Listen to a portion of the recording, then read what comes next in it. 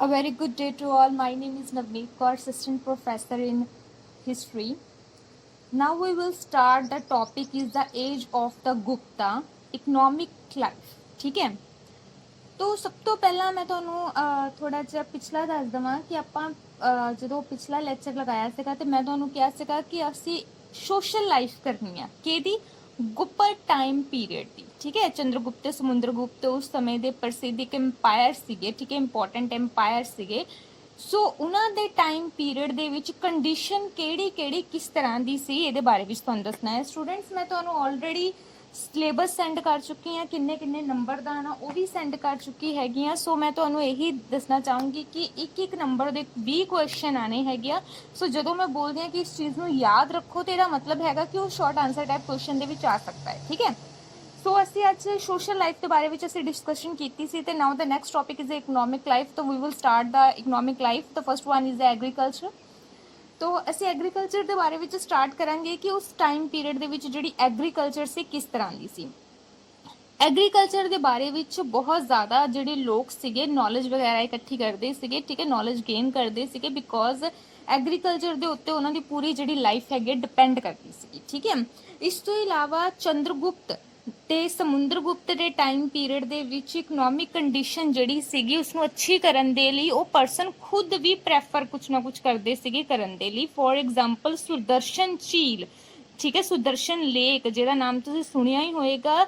ਇਹ ਲੇਕ ਜਿਹੜੀ ਸੀ ਸਮੁੰਦਰਗੁਪਤ ਬੋਲਦੀ ਹਾਂ ਮੈਂ, ਸਿਕੰਦਰਗੁਪਤ ਦੇ ਟਾਈਮ ਪੀਰੀਅਡ ਦੇ ਵਿੱਚ ਸੁਦਰਸ਼ਨ ਝੀਲ ਜਿਹੜੀ ਸੀਗੀ ਉਹਨਾਂ ਦੀ ਮੁਰੰਮਤ ਕਰਵਾਈ ਗਈ ਸੀ, ਉਸਨੂੰ ਠੀਕ ਕਰਵਾਇਆ ਗਿਆ ਸੀ ਤਾਂ ਜੋ ਜਿਹੜਾ ਹੈਗਾ ਹਾਰਵੈਸਟਿੰਗ ਜਿਸਨੂੰ ਆਪਾਂ ਸਿੰਚਾਈ ਬੋਲ ਦਿੰਦੇ ਹੈਗੇ ਆ, ਸਿੰਚਾਈ ਦੇ ਟਾਈਮ ਪੀਰੀਅਡ ਦੇ ਵਿੱਚ ਉਸ ਦੇ ਅਕੋਰਡਿੰਗ ਜਿਹੜੀ ਹੈਗੀ ਆ ਸਿੰਚਾਈ ਕੀਤੀ ਜਾਵੇ। ਇਹ ਜਿਹੜਾ ਸਿੰਚਾਈ ਵਗੈਰਾ ਦਾ ਕੰਮ ਕਰਦੇ ਸੀ ਜਾਂ ਫਿਰ ਐਗਰੀਕਲਚਰ ਦਾ ਕੰਮ ਕਰਦੇ ਸੀਗੇ ਇਸ ਤਰ੍ਹਾਂ ਦੀ ਕੰਡੀਸ਼ਨ ਦੇ ਵਿੱਚ ਕੀਤਾ ਜਾਂਦਾ ਸੀਗਾ ਕਿ ਹਾਨੀ ਜਿਹੜੀ ਹੈਗੀ ਆ ਉਹ ਨਾ ਹੋਵੇ, ਮਤਲਬ ਐਗਰੀਕਲਚਰ ਦੇ ਵਿੱਚੋਂ ਜ਼ਿਆਦਾ ਤੋਂ ਜ਼ਿਆਦਾ ਬੈਨੀਫਿਟ ਜਿਹੜਾ ਹੋਵੇ। ਠੀਕ ਹੈ, ਜਿਸ ਤਰ੍ਹਾਂ ਮੈਂ ਤੁਹਾਨੂੰ ਦੱਸਦੀ ਹਾਂ ਕਿ ਉਸ ਟਾਈਮ ਪੀਰੀਅਡ ਦੇ ਵਿੱਚ ਗੰਨਾ, ਚੌਲ, ਕਪਾਹ, ਪਟਸਨ ਇਸ ਤਰ੍ਹਾਂ ਦੀਆਂ ਜਿਹੜੀਆਂ ਚੀਜ਼ਾਂ ਹੈਗੀਆਂ ਨੇ ਇਹਨਾਂ ਦਾ ਕੀ ਕੀਤਾ ਜਾਂਦਾ ਸੀ, ਕਿਸਮ ਦਾ ਅਸੀਂ ਇਸਨੂੰ ਐਕਸਪੋਰਟ ਕਰਨ ਦਾ ਕੰਮ ਕਰਦੇ ਸੀਗੇ। ਹੁਣ ਜੇ ਮੈਂ ਕਹਾਂ ਸੋਨਾ ਚਾਂਦੀ, ਠੀਕ ਹੈ, ਜਿਸਨੂੰ ਤੁਸੀਂ ਗੋਲਡ ਬੋਲ ਦਿੰਦੇ ਹੈਗੇ, ਸਿਲਵਰ ਬੋਲ ਦਿੰਦੇ ਆ, ਇਹ ਮਟੀਰੀਅਲ ਇੱਥੇ ਬਣਦਾ ਹੈਗਾ ਤੇ ਇਹ ਤਾਂ ਪੋਸੀਬਿਲਿਟੀ ਹੈ ਨਹੀਂ। ਠੀਕ ਹੈ, ਇੱਥੇ ਤਾਂ ਆਉਂਦਾ ਇਹ ਮਟੀਰੀਅਲ ਮਹਿੰਗਾ ਇੰਨਾ ਹੋ ਜਾਂਦਾ ਹੈ ਕਿ ਮਤਲਬ ਹਾਰਡਲੀ ਅਗਰ 10 ਸਾਡੇ ਹਾਊਸਿਸ ਨੇ ਤੇ ਉਹਨਾਂ ਵਿੱਚ 2 ਹਾਊਸ ਇੱਦਾਂ ਦੇ ਹੋਣਗੇ ਜਿਨ੍ਹਾਂ ਦੇ ਕੋਲ ਸੋਨਾ ਚਾਂਦੀ ਸੀ ਜਾਂ ਸਿਲਵਰ ਗੋਲਡ ਜਿਹੜਾ ਹੋਏਗਾ। ਬਾਕੀ ਸਭ ਦੇ ਸਭ ਜਿਹੜੇ ਘਰ ਹੋਣਗੇ ਆਰਟੀਫਿਸ਼ੀਅਲ ਜਿਹੜੇ ਚੀਜ਼ਾਂ ਹੈਗੀਆਂ ਨੇ, ਆਰਟੀਫਿਸ਼ੀਅਲ ਚੀਜ਼ਾਂ ਜਿਹੜੀਆਂ ਹੈਗੀਆਂ ਨੇ ਯੂਜ਼ ਕਰਦੇ ਨੇ ਬਿਕੋਜ਼ ਜੋ ਚੀਜ਼ਾਂ ਸਾਡੇ ਇੱਥੇ ਨਹੀਂ ਹੈਗੀਆਂ ਉਹਨਾਂ ਚੀਜ਼ਾਂ ਨੂੰ ਅਸੀਂ ਇੰਪੋਰਟ ਕਰਵਾਉਂਦੇ ਹਾਂ। ਜੋ ਚੀਜ਼ਾਂ ਸਾਡੇ ਕੋਲ ਇੱਥੇ ਬਹੁਤ ਜ਼ਿਆਦਾ ਨੇ ਉਹਨਾਂ ਨੂੰ ਕੀ ਕਰ ਦਿੰਦੇ ਹਾਂ ਅਸੀਂ ਐਕਸਪੋਰਟ ਕਰ ਦਿੰਦੇ ਹਾਂ। ਠੀਕ ਹੈ, ਜਿੱਦਾਂ ਤੁਸੀਂ ਦੇਖੋ ਕਣਕ, ਚੌਲ, ਇਹ ਚੀਜ਼ਾਂ ਇੰਨੀਆਂ ਨਾਰਮਲ ਨੇ ਜਿਹੜੀਆਂ ਅਸੀਂ ਐਕਸਪੋਰਟ ਕਰਦੇ ਹਾਂ ਬਿਕੋਜ਼ ਸਾਡੇ ਇੱਥੇ ਮਟੀਰੀਅਲ ਬਹੁਤ ਜ਼ਿਆਦਾ ਹੈ ਹੁਣ ਦੇ ਟਾਈਮ ਪੀਰੀਅਡ ਦੇ ਵਿੱਚ ਵੀ, ਏਸ਼ੀਅਨ ਟਾਈਮ ਪੀਰੀਅਡ, ਪੁਰਾਣੇ ਟਾਈਮ ਪੀਰੀਅਡ ਦੇ ਵਿੱਚ ਵੀ। ਉਸ ਤੋਂ ਬਾਅਦ ਹੈਗਾ ਇੰਡਸਟਰੀਜ਼ ਕਿਹੜੀਆਂ ਨੇ, ਜਿੱਦਾਂ ਸੂਤੀ ਕੱਪੜਾ ਹੋ ਗਿਆ, ਰੇਸ਼ਮੀ ਕੱਪੜਾ ਹੋ ਗਿਆ। ਠੀਕ ਹੈ, ਸੋ ਕਹਿੰਦੇ ਕਿ ਇਸ ਤਰ੍ਹਾਂ ਦੇ ਜਿਹੜੇ ਕਲੋਥ ਵਗੈਰਾ ਜਿਹੜੇ ਸੀਗੇ ਇੱਥੇ ਬਣਦੇ ਸੀ, ਕੱਪੜੇ ਵਗੈਰਾ ਜਿਹੜੇ ਸੀਗੇ ਇੱਥੇ ਬਣਦੇ ਸੀਗੇ ਜੋ ਇਸ ਤਰ੍ਹਾਂ ਦੇ ਫੈਬਰਿਕ ਸੀਗਾ। ਠੀਕ ਹੈ, ਇਸ ਤਰ੍ਹਾਂ ਦੇ ਜਿਹੜੇ ਫੈਬਰਿਕ ਜਿਹੜੇ ਇੱਥੇ ਬਣਦੇ ਹੈਗੇ ਆ ਅਸੀਂ ਉਹਨਾਂ ਨੂੰ ਵੀ ਕੀ ਕਰਦੇ ਹੈਗੇ ਐਕਸਪੋਰਟ ਕਰਨ ਦਾ ਕੰਮ ਕਰਦੇ ਹੈਗੇ ਆ। ਇਸ ਤੋਂ ਇਲਾਵਾ ਤੁਸੀਂ ਦੇਖੋ ਐਲੀਫੈਂਟ ਟੀਥ ਜਿਨ੍ਹਾਂ ਨੂੰ ਤੁਸੀਂ ਸ਼ੁਰੂ ਤੋਂ ਸੁਣਦੇ ਆ ਰਹੇ ਹੈਗੇ ਹੋ ਕਿ ਇਹਦੇ ਨਾਲ ਕੁਝ ਆਰਨਾਮੈਂਟਸ, ਕੁਝ ਜੁਐਲਰੀ ਵਗੈਰਾ ਜਿਹੜੀ ਹੈਗੀ ਆ ਬਣਦੀ ਹੈ। ਠੀਕ ਹੈ, ਉਸ ਤੋਂ ਇਲਾਵਾ ਆਇਰਨ ਹੋ ਗਿਆ, ਟੀਨ ਹੋ ਗਿਆ ਜਾਂ ਫਿਰ ਕਹਿ ਲਓ ਕਿ ਇੱਕ ਸਟੋਨ ਹੋ ਗਏ, ਪੱਥਰ ਹੋ ਗਏ ਜਿਹੜੇ ਕਾਫੀ ਜ਼ਿਆਦਾ ਇੰਪੋਰਟੈਂਸ ਰੱਖਦੇ ਹੈਗੇ ਨੇ। ਠੀਕ ਹੈ, ਕਾਫੀ ਜ਼ਿਆਦਾ ਮਹੱਤਵ ਰੱਖਦੇ ਹੈਗੇ ਨੇ, ਉਹਨਾਂ ਨੂੰ ਵੀ ਐਕਸਪੋਰਟ ਕੀਤਾ ਜਾਂਦਾ ਹੈਗਾ ਵਾ। ਫਿਰ ਹੈਗਾ ਟ੍ਰੇਡ ਦਾ ਮਤਲਬ ਤੁਸੀਂ ਜਾਣਦੇ ਹੈਗੇ ਹੋ ਕਿ ਵਪਾਰ ਜਿਹੜਾ ਹੈਗਾ ਵਾ ਉਹ ਸਾਡਾ ਹਮੇਸ਼ਾ ਦੂਜੇ ਦੇਸ਼ਾਂ ਦੇ ਨਾਲ, ਦੂਸਰੀ ਕੰਟਰੀਜ਼ ਦੇ ਨਾਲ ਚੱਲਦਾ ਹੈ। ਚਲੋ ਆਪਾਂ ਗੱਲ ਕਰਦੇ ਹੈਗੇ ਦੂਸਰੀ ਕੰਟਰੀ ਦੇ ਨਾਲ ਵਪਾਰ ਚੱਲਣ ਦੀ। ਤੇ ਤੁਸੀਂ ਨਵਾਂ ਸੁਣਿਆ ਹੋਵੇਗਾ ਨਿਊਜ਼ ਦੇ ਵਿੱਚ ਕਿ ਸਾਡੇ 50 ਜਿਹੜੇ ਐਪ ਹੈਗੇ ਨੇ, ਚਾਈਨੀਜ਼ ਐਪ ਹੈਗੇ ਨੇ, ਉਹਨਾਂ ਦੇ ਉੱਤੇ ਬੈਨ ਲਗਾ ਦਿੱਤਾ ਗਿਆ ਵਾ। ਕਿਉਂ ਲਗਾਇਆ ਗਿਆ ਬੈਨ? ਕਿਉਂਕਿ ਅਸੀਂ ਦੂਸਰੇ ਦੇਸ਼ਾਂ ਦੇ ਨਾਲ ਕੀ ਕਰਦੇ ਹਾਂ, ਟ੍ਰੇਡ ਕਰਦੇ ਹਾਂ, ਵਪਾਰ ਕਰਦੇ ਹਾਂ। ਅਗਰ ਕੋਈ ਦੂਸਰਾ ਦੇਸ਼ ਸਾਡੇ ਤੇ ਹਾਨੀ ਕਰਦਾ ਹੈ, ਜਿੱਦਾਂ ਚਾਈਨਾ ਨੇ ਸਾਡੇ ਜਵਾਨ ਜਿਹੜੇ ਸੀਗੇ ਸ਼ਹੀਦ ਕਰ ਦਿੱਤੇ, ਠੀਕ ਹੈ, ਤਾਂ ਅਸੀਂ ਕੀ ਕੀਤਾ, ਉਹਨਾਂ ਦੇ ਨਾਲ ਟ੍ਰੇਡ ਖਤਮ ਕਰ ਦਿੱਤਾ। ਮਤਲਬ ਸਾਡਾ ਟ੍ਰੇਡ ਕਿੱਦਾਂ ਚੱਲਦਾ ਹੈ, ਇੱਕ ਗੁੱਡ ਰਿਲੇਸ਼ਨ ਨਾਲ, ਇੱਕ ਗੁੱਡ ਫਰੈਂਡਸ਼ਿਪ ਦੇ ਨਾਲ। ਅਗਰ ਸਾਡੇ ਉੱਤੇ ਕੋਈ ਨੁਕਸਾਨ ਪਹੁੰਚਾਉਂਦਾ ਹੈ, ਸਾਡੇ ਨਾਲ ਕੁਝ ਨੁਕਸਾਨਦਾਇਕ ਚੀਜ਼ਾਂ ਹੁੰਦੀਆਂ ਨੇ, ਅਸੀਂ ਦੂਜੇ ਦੇਸ਼ਾਂ ਦੇ ਨਾਲ ਜਿਹੜੇ ਸਬੰਧ ਹੁੰਦੇ ਆ, ਰਿਲੇਸ਼ਨ ਹੁੰਦੇ ਆ, ਉਹ ਖਤਮ ਕਰ ਦਿੰਦੇ ਹਾਂ। ਹੁਣ ਇਹ ਫਰਕ ਪਿਆ ਹੋਏਗਾ ਕਿ ਚਾਈਨਾ ਦੇ ਨਾਲ ਜਿਹੜੀ ਸਾਡੀ ਡਿਜੀਟਲ ਵਰਕ ਜਿਹੜਾ ਚੱਲਦਾ ਸੀਗਾ ਉਹ ਖਤਮ ਹੋ ਗਿਆ ਹੈਗਾ, ਠੀਕ ਹੈ। ਯਾਨੀ ਕਿ ਦੂਜੇ ਦੇਸ਼ਾਂ ਦੇ ਨਾਲ ਅਸੀਂ ਜਦੋਂ ਰਿਲੇਸ਼ਨ ਕਾਇਮ ਕਰਦੇ ਹਾਂ, ਦੂਜੇ ਦੇਸ਼ਾਂ ਦੇ ਨਾਲ ਜਦੋਂ ਅਸੀਂ ਸੰਬੰਧ ਕਾਇਮ ਕਰਦੇ ਹਾਂ, ਤੇ ਇਹ ਸੰਬੰਧ ਬਹੁਤ ਤਰ੍ਹਾਂ ਦੇ ਹੋ ਸਕਦੇ ਨੇ। ਵਪਾਰ ਦੇ ਨਾਲ ਰਿਲੇਟਡ ਸੰਬੰਧ ਹੋ ਸਕਦੇ ਨੇ, ਠੀਕ ਹੈ। ਐਪਸ ਦੇ ਨਾਲ ਰਿਲੇਟਡ ਸੰਬੰਧ ਹੋ ਸਕਦੇ ਨੇ। ਮਤਲਬ ਕਿਸੇ ਤਰ੍ਹਾਂ ਦੂਜੇ ਕੰਟਰੀ ਜਿਹੜੀ ਹੈਗੀ ਆ ਇਫੈਕਟ ਹੋਵੇ, ਯਾਨੀ ਕਿ ਦੂਜੇ ਦੇਸ਼ਾਂ ਦੇ ਨਾਲ ਆਪਾਂ ਇੱਦਾਂ ਰਿਲੇਸ਼ਨ ਤੋੜ ਸਕਦੇ ਹਾਂ।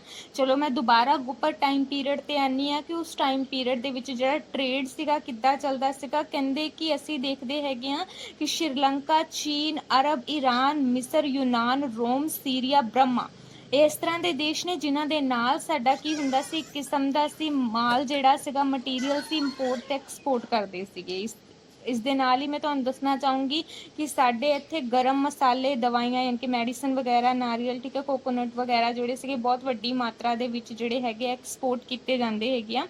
ਤੇ ਇਸ ਤੋਂ ਇਲਾਵਾ ਜਿਹੜਾ ਮੈਂ ਤੁਹਾਨੂੰ ਦੱਸਿਆ ਇਹ ਗੋਲਡ, ਸਿਲਵਰ, ਠੀਕ ਹੈ, ਜਾਂ ਫਿਰ ਲਗਜ਼ਰੀਜ਼ ਮਟੀਰੀਅਲ ਜਿਹੜਾ ਕਿ ਸਾਡੇ ਦੇਸ਼ ਦੇ ਵਿੱਚ ਨਹੀਂ ਉਪਲਬਧ ਹੋ ਪਾ ਰਿਹਾ ਹੈਗਾ, ਤੋ ਉਹ ਜਿਹੜਾ ਮਟੀਰੀਅਲ ਹੈਗਾ ਦੈਨ ਉਹ ਸਾਡੀ ਕੰਟਰੀ ਦੇ ਵਿੱਚ ਐਕਸਪੋਰਟ ਕੀਤਾ ਜਾਂਦਾ ਵਾ, ਠੀਕ ਹੈ। ਉਸ ਤੋਂ ਇਲਾਵਾ ਹੈਗਾ ਰਿਲੀਜੀਅਸ ਲਾਈਫ ਜਿਹੜੀ ਸੀਗੀ ਕਿਸ ਤਰ੍ਹਾਂ ਦੀ ਸੀਗੀ। ਸਭ ਤੋਂ ਪਹਿਲਾਂ ਹੈਗਾ ਹਿੰਦੂਇਜ਼ਮ, ਠੀਕ ਹੈ। ਅਗਰ ਮੈਂ ਗੱਲ ਕਰਾਂ ਰਿਲੀਜੀਅਸ ਲਾਈਫ ਦੀ, ਤਾਂ ਦੇਖੋ ਮੈਂ ਤੁਹਾਨੂੰ ਪਹਿਲਾਂ ਪੜਾਇਆ ਸੀਗਾ ਬੁੱਧ ਧਰਮ, ਜੈਨ ਧਰਮ, ਇਹ ਕਿਉਂ ਆਏ, ਕਿਉਂਕਿ ਹਿੰਦੂਇਜ਼ਮ ਜਿਹੜਾ ਸੀਗਾ ਖਰਾਬ ਹੋਣਾ ਸਟਾਰਟ ਹੋ ਗਿਆ ਸੀਗਾ। ਬੇਟਾ ਜਿੱਦਾਂ ਜਿੱਦਾਂ ਟਾਈਮ ਪੀਰੀਅਡ ਚੇਂਜ ਹੁੰਦਾ ਉੱਦਾਂ ਹਰ ਇੱਕ ਚੀਜ਼ ਚੇਂਜ ਹੁੰਦੀ ਰਹਿੰਦੀ ਹੈ, ਠੀਕ ਹੈ। ਹੁਣ ਅਗਰ ਮੈਂ ਤੁਹਾਨੂੰ ਦੱਸਾਂ ਤਾਂ ਗੁਪਤ ਟਾਈਮ ਪੀਰੀਅਡ ਦੇ ਵਿੱਚ ਹਿੰਦੂਇਜ਼ਮ ਜਿਹੜਾ ਸੀਗਾ ਉਸਨੂੰ ਜ਼ਿਆਦਾ ਪ੍ਰੈਫਰ ਕੀਤਾ ਜਾਂਦਾ ਸੀ ਰੈਦਰ ਦੈਨ ਜੈਨਿਜ਼ਮ ਐਂਡ ਬੁੱਧਿਜ਼ਮ, ਠੀਕ ਹੈ। ਹੁਣ ਤੁਸੀਂ ਕਹੋਗੇ ਫਿਰ ਤੋਂ ਦੁਬਾਰਾ ਹਿੰਦੂਇਜ਼ਮ ਆ ਗਿਆ, ਉਹ ਇਸੇ ਲਈ ਹੀ ਆਇਆ ਵਾ। ਅੱਜ ਵੀ ਤੁਸੀਂ ਸਾਡੀ ਕੰਟਰੀ 'ਚ ਦੇਖਿਓ ਬੁੱਧ ਧਰਮ ਤੇ ਜੈਨ ਧਰਮ ਨੂੰ ਮੰਨਣ ਵਾਲੇ ਬਹੁਤ ਘੱਟ ਲੋਕ ਹੋਣਗੇ, ਬਟ ਜਿਹੜੇ ਹਿੰਦੂਇਜ਼ਮ ਆ ਉਹਨੂੰ ਮੰਨਣ ਵਾਲੇ ਲੋਕ ਬਹੁਤ ਜ਼ਿਆਦਾ ਨੇ। ਤੁਹਾਨੂੰ ਮੈਂ ਦੱਸਾਂ ਸਾਡੀ ਕੰਟਰੀ 'ਚ ਜਿੰਨੇ ਸਿੱਖ ਨਹੀਂ ਆ ਜਿੰਨੇ ਹਿੰਦੂ ਨੇ, ਠੀਕ ਹੈ। ਸੋ ਆਨੇ ਆਪਾਂ ਰਿਲੀਜੀਅਸ ਲਾਈਫ ਦੇ ਉੱਤੇ। ਕਹਿੰਦੇ ਰਿਲੀਜੀਅਸ ਲਾਈਫ ਜਿਹੜੀ ਹੈਗੀ ਆ ਉਸਨੂੰ ਇੱਕ ਅੱਛੀ ਕੰਡੀਸ਼ਨ ਦੇ ਵਿੱਚ ਲਿਆਉਣ ਦੇ ਲਈ ਤੇ ਉਹਦੇ ਵਿੱਚ ਜਿਹੜੀਆਂ ਸੁਪਰਸਟੀਸ਼ੀਅਸ ਪਾਵਰ, ਬਲੈਕ ਮੈਜਿਕਸ ਤੇ ਵਰਗੀਆਂ ਜਿਹੜੀਆਂ ਚੀਜ਼ਾਂ ਨੇ ਉਸਨੂੰ ਖਤਮ ਕੀਤਾ ਗਿਆ। ਤੇ ਇਹ ਸਾਰਾ ਕੁਝ ਕਿਸਨੇ ਕੀਤਾ, ਉਸ ਟਾਈਮ ਦੇ ਜਿਹੜੇ ਸਾਡੇ ਸ਼ਾਸਕ ਸੀਗੇ, ਜਿਹੜੇ ਰੂਲਰ ਸੀ, ਜਿਹੜੇ ਕਿੰਗ ਸੀ ਉਸ ਟਾਈਮ ਦੇ ਪੀਰੀਅਡ ਦੇ, ਉਹਨਾਂ ਨੇ ਸਭ ਕੁਝ ਖਤਮ ਕਰਨ ਦੀ ਕੋਸ਼ਿਸ਼ ਕੀਤੀ ਸੀਗੀ। ਹਿੰਦੂਇਜ਼ਮ ਜਿਹੜਾ ਸੀਗਾ ਦੁਬਾਰਾ ਤੋਂ ਸਾਰੇ ਲੋਕਾਂ ਨੂੰ ਇਹ ਕਿਹਾ ਗਿਆ ਸੀਗਾ ਕਿ ਹਿੰਦੂਇਜ਼ਮ ਦੇ ਵਿੱਚ ਆਪਣਾ ਜਿਹੜਾ ਵਿਸ਼ਵਾਸ ਹੈਗਾ ਤੁਸੀਂ ਬਣਾ ਕੇ ਰੱਖਣਾ ਹੈਗਾ।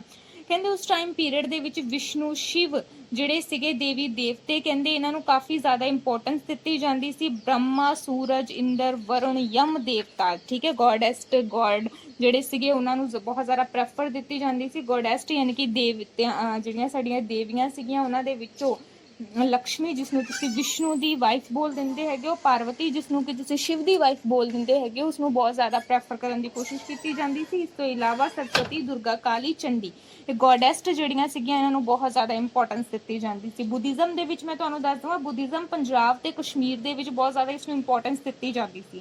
ਬੁੱਧਿਜ਼ਮ ਵੀ ਉਸ ਸਮੇਂ ਬਹੁਤ ਜ਼ਿਆਦਾ ਪ੍ਰਚਲਿਤ ਸੀ, ਮਤਲਬ ਬੁੱਧਿਜ਼ਮ ਨੂੰ ਵੀ ਜਿਹੜਾ ਸੀਗਾ ਮੰਨਿਆ ਜਾਂਦਾ ਸੀ। ਮੈਂ ਇਹ ਨਹੀਂ ਕਹਿੰਦੀ ਕਿ ਸਭ ਕੁਝ ਖਤਮ ਹੋ ਗਿਆ ਸੀ, ਸਭ ਕੁਝ ਖਤਮ ਤਾਂ ਕਦੇ ਵੀ ਨਹੀਂ ਹੁੰਦਾ, ਠੀਕ ਹੈ ਨਾ।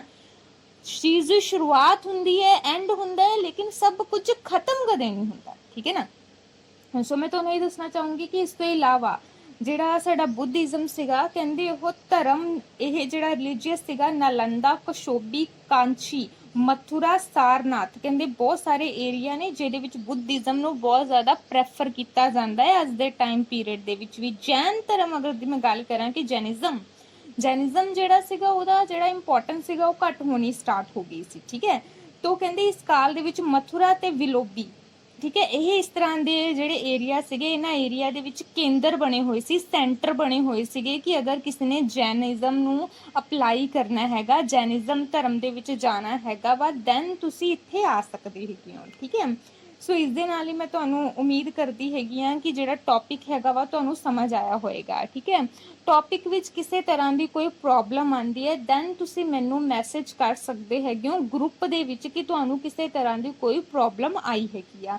ਪਲੀਜ਼ ਲੈਕਚਰ ਜਦੋਂ ਵੀ ਡਿਲੀਵਰ ਹੁੰਦਾ ਉਸਨੂੰ ਅੱਛੇ ਤਰੀਕੇ ਦੇ ਨਾਲ ਸੁਣਿਆ ਕਰੋ ਅਤੇ ਉਸਨੂੰ ਆਪਣੀ ਕਾਪੀਜ਼ ਦੇ ਵਿੱਚ ਰਾਈਟ ਡਾਊਨ ਜ਼ਰੂਰ ਕਰੋ, ਕਿਉਂਕਿ ਜਦੋਂ ਵੀ ਤੁਹਾਡੀਆਂ ਕਲਾਸਿਸ ਆਨਲਾਈਨ ਲੱਗਣਗੀਆਂ ਦੈਨ ਮੈਂ ਤੁਹਾਨੂੰ ਜਿਹੜਾ ਹੈਗਾ ਜਦੋਂ ਫੇਸ ਟੂ ਫੇਸ ਅਸੀਂ ਗੱਲ ਕਰਾਂਗੇ ਤਾਂ ਦੈਨ ਮੈਂ ਤੁਹਾਡੀ ਕਾਪੀਜ਼ ਜਿਹੜੀਆਂ ਹੈਗੀਆਂ ਜ਼ਰੂਰ ਦੇਖੂੰਗੀ ਕਿ ਤੁਸੀਂ ਉਹਨਾਂ ਦੇ ਕੁਝ ਰਾਈਟ ਡਾਊਨ ਕਰ ਰਹੇ ਹੈਗੇ ਹੋ ਜਾਂ ਨਹੀਂ ਕਰ ਰਹੇ। ਅਗਰ ਤੁਹਾਨੂੰ ਫਿਰ ਵੀ ਮੇਰੇ ਵਰਡ ਦੇ ਵਿੱਚ ਜਾਂ ਫਿਰ ਕਹਿ ਲਓ ਕਿ ਮੇਰੀ ਸਟੱਡੀ ਦੇ ਵਿੱਚ ਕਿਸ ਤਰ੍ਹਾਂ ਦੀ ਕੋਈ ਪ੍ਰੋਬਲਮ ਲੱਗਦੀ ਹੈ ਜਾਂ ਫਿਰ ਤੁਹਾਨੂੰ ਨਹੀਂ ਸਮਝ ਆ ਰਿਹਾ, ਦੈਨ ਯੂ ਕੈਨ ਮੈਸੇਜ ਮੀ। ਠੀਕ ਹੈ, ਆਈ ਹੋਪ ਸੋ ਤੁਹਾਡਾ ਦਿਨ ਚੰਗਾ ਨਿਕਲੇ। ਮੇਰਾ ਪੜਾਇਆ ਗਿਆ ਲੈਕਚਰ ਹੈ ਜਿਹੜਾ ਤੁਹਾਡੇ ਸਮਝ ਦੇ ਵਿੱਚ ਜ਼ਰੂਰ ਆਇਆ ਹੋਏਗਾ।